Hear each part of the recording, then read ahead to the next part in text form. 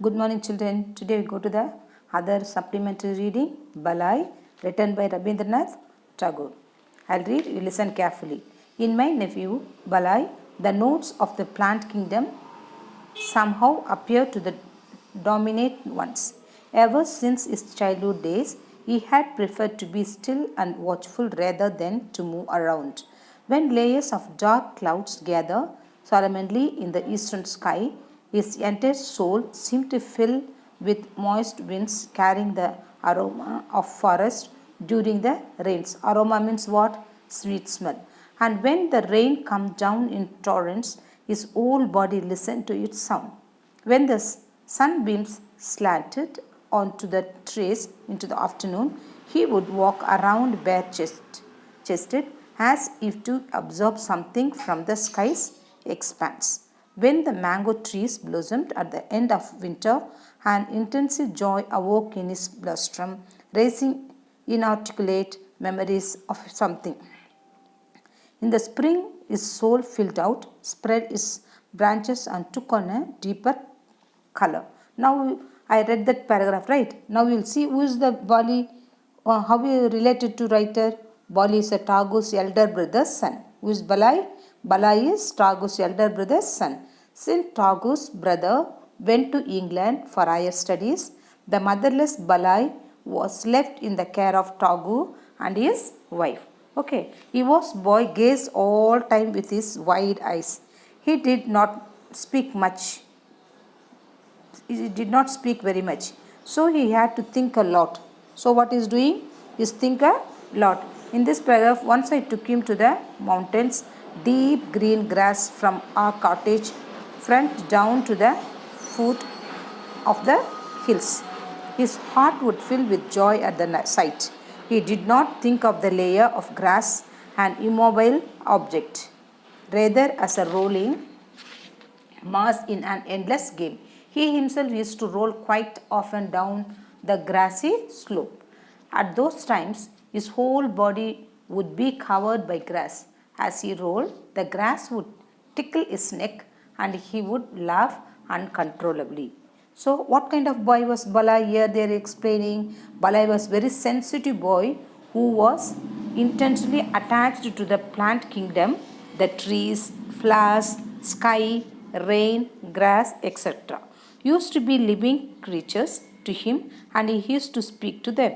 He would get upset if anyone broke a branch or plucked a flower or even hit a tree. He used to be anxious when the grass cutter moved the grass. Now we can go for the next paragraph.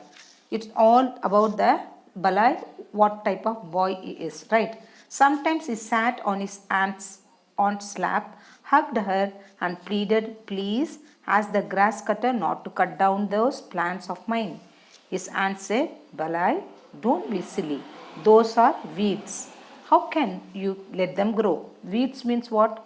Unwanted plants, useless plants. So what aunt is telling, how can we say to the person to not to cut that one? Bala had long began to realize that some of the pains he experienced were his alone.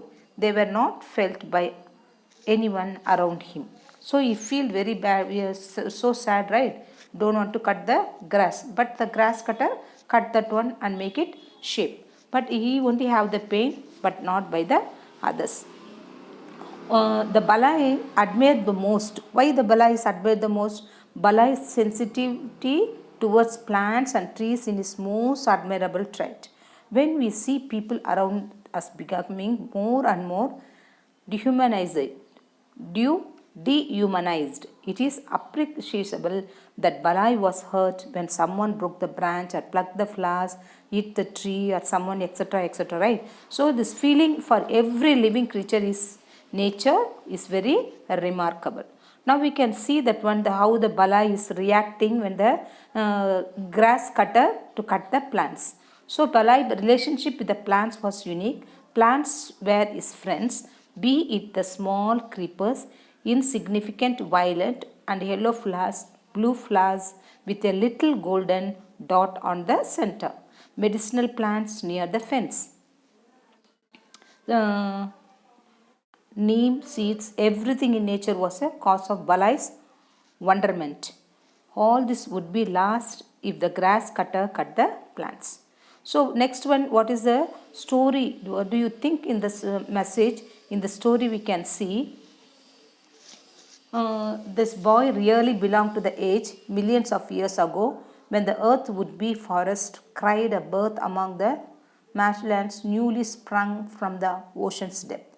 There were no animals at that time, no birds, no din and bustlers of life, only rocks and mud or their water all around. The plant all living things on the road of time had raised its jointed hands to the sun and said, I want to stay here. I want to live. I am an eternal traveler. Rain, sun, and etc. is explain his feelings. So the message in the story is that even every creation of nature is important. The plants also have life and have to be treated with respect. Nothing is great and nothing is useless. All species are equal and they have to be treated as species with life. So the balai react to rains and clouds and sun rains and sunshine. How it's reacted when the rain comes? What is doing? Rain come down. His whole body listen to its sound. When the sun shone brightly, he would walk bare chested as if to be absorb something from the sunlight. Okay. Then how Balai nurtured the silk cotton plant? Balai had noticed a tiny sapling come out of the ground in the gravelled garden path. He wondered if every morning and evening and eagerly kept track of its growth. When it had grown about 2 cubits height, he admired its foliage and brought Tagu to see it. What he is doing? His aunt told him, could you please call a photographer? Why? I asked. She showed me Balai's letter in his childish scribble. I said, I had the tree cut down. Balai had refused all food for 2 full days. Even after that, she did not talk to me for a long time. When Balai's father took him away from here, she had felt as if her life blood was being drained.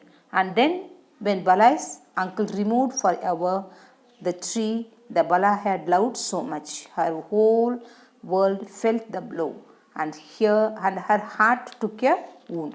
To her, the tree had been the image of Balai, his life's friend. The tree, when they removed, they think that only 2 days he didn't eat, and the auntie is stirring and comfort him and makes that is the true friend of Balai. Then what is the content of this lesson? What you understand in this one? The Balai love the nature, animals, rain, all the plants and everything. So we have to love the nature and we have to give importance to the nature, right? This is the lesson about the Balai Tagore from cutting the silk cotton plant I told no. When Balai could not convince Tagore, he ran to his aunt Tagore's wife and pleaded with her not to cut the plant. The plea of the motherless child moved the aunt and she ordered that the plant be not cut. So that auntie went and told you should not cut the plant. This is the lesson. Thank you. Explain பண்ண போனா